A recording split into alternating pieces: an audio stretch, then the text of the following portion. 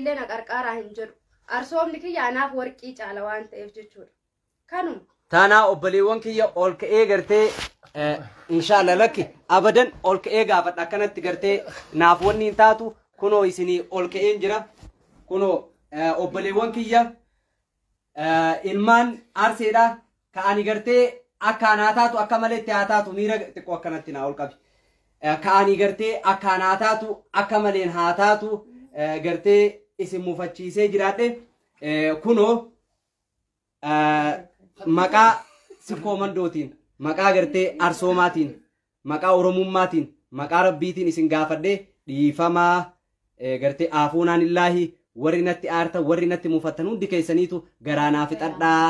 osoo garaa keessan nutti uummata kanarraa hin hambifanne osoo gartee afaan irratti uummata kanarraa hin hambifanne akkuma gartee aadaa keessanitti yoo gartee ani wanna silaa barbaachisu godhullee baadhe hanqinallee yoo qabaadhe hanqina kiyyallee naa fudhaa gartee nuti uummata borullee waliin jiraannu ani ammoo ammallee ka gartee waada isinii seenu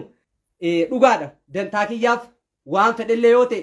isin qarqaaraa jira malee bilaashatti isin qarqaaraan jiru kanan hin beeka haa ta'u ammoo arras borus namallee gartee isinillee qarqaaruu hin dhiisu wanna silaanirraa eegamu ka gartee kabaja kiyyanirraa gadi hin buufne eeggadhee akkan hojjedhuuf waada isinii gala piliis adaraa rabbii jedha dhiifama naa godhaa adaraa dhiifama isinii jedha hoolaa buruu iftanii qopheessi hoolaa hoolaa irraa fagaannu jechuun garaa quufuu fi mibar hoolaan kun kabaja malee osoo inni arsillee ta'e arsii arrabse numa wanteedha waa inni harargeteef miti saniifuu ati arsii taatus hararge taatus ummanni arrabsamuu hin ta'u waan ta'eef hoolaa qopheessi saniifuu warri waa'ee gabbara gaafatan ammoo gabbara boodatti deebinaa isa beellama qabanna saniifuu amma hoolaa waa baay'een beeku haydar amma kadiiris hin beeka dubbii tana isin asitti haasa'u jirtan kadiirillee jaarsota waamateetiniin dubbatee jira dubbii saniif teessan tun akkami waliin faallessitu dubbiin taphini laal bakka sanitti manguddoota gaafadhe warra waan sanillee haase baga kaafte warra gartee ganama kana manguddoo tahee dubbii kana fixe gaafadheera warruma ammaan tana gartee niitoorkiin nuuna qudide kana bakka barbaadetti akka barbaadetti dhiifama ummata gaafadhuu naan jedhaniiran ishi tole jedheeni tiktookiin aara na baasuu didee osoo miliyoonni 5 achirra dhufe aara nan baasu maaliif bakki itti an dogoggore bakki itti ani balleesse feesbuuk irra kanaaf manguddoonni kunillee tole naa jedhanii na kabajanii naa dhufan immoo Hassan Adaamarraayi obboleessa keenya murtii Ameerikaa jiraansa achirraayi sonallee kanallee dabalatee dhufanii shabakaan yookaan gartee peejiin naa galchuu dide asirratti isaanumaatu mangudduma saniitu dhiifama gartee naa godhanii akkan gartee gara kanaan dhiifama gaafadhu na taasisanii jechaadha kanaaf obboleewwan kiyya ani ilma keessan jechi san caalulleen osoo bahe wallaahi gartee isin harkaa garan dhaquun qabu fuuluma keessan duratti jiguu malee arsiin kanaa miti ummanni oromoon tanaa miti nama dhiiga beeyseewu nama lubbuu namaa baaseewu dhugaadha gartee jechi tokko ka lubbuullee caaluu jira ammoo namni aare fakkeenyaaf abaluun gadi deebi abaluun akkas ta'e kanuma jedhu ammoo anarraa keessattuu hin eegamu li'anna'uu maaliif maqaan qabaan sigalee anumti maqaan qabe isin qofa osoo hin taane maquma kiyya sanuun nyaadhe deebi'ee kanaaf nama hin dhageenillee naa dhageessisa adara ani follow fi share fi views irraa hin barbaadu osoo follow barbaade osoo gartee giiftii barbaade osoo kennaa maallaqa birrii barbaade tiktok irraanin haga arraa iyye jechuudha guyyaa takka tiktok irratti bahee dhimma kana dubbadhee hin beeku jechaadha jara keenya viidiyoo takkittiin gartee maxxanse malee yookaan gartee nu barbaadaa jedhee maxxanse tadheen gaddaa ta gaafa duraa malee kanaa jennaan akkasitti naa hubadhaadha ka ammoo gartee wanna naafii jalaa badee akka obboloomatti yookaan gartee akka gartee oromummaatti san ho barbaaddan isin isii keessan anaa fi mika kaffaltan jara keenya sii kaffalloo reettan piliis adara ani gartee nama ofiifuu dogoggoraadha nama gartee balleesse ofiifuu nama balleesseen ammoo ani gartee ofiifuu nama salphate kanaaf akkasitti naa ulfaadha naa hubadhaa jechuu barbaadeet kanaa obboleewwan kiyya adara garaa keessaa